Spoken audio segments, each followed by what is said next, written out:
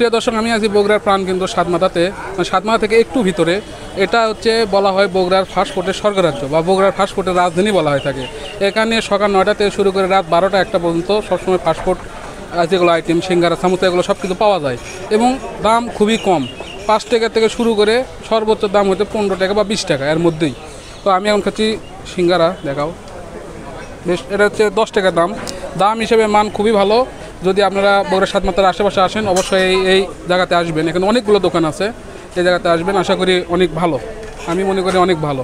যদিও একটা হাইজিনজনিত সমস্যা আছে, ব্যাপার না। যারা ফাস্টফুড খাবে তারা আবার হাইজিনের চিন্তা করবে নাকি? হাইজিনের চিন্তা করলে কেউ কখনো ফাস্টফুড খায়, সিঙ্গারা সামোসা খায়? থেকে আপনাদের দোকান শুরু হয় সকাল 9টা 10টা থেকে সকাল 9টা 10টা থেকে রাত কয়টা পর্যন্ত? রাত 9টা 9টা 10টা পর্যন্ত।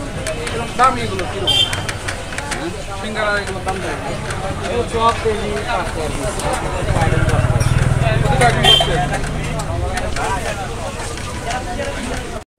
সিঙ্গারা খাচ্ছ?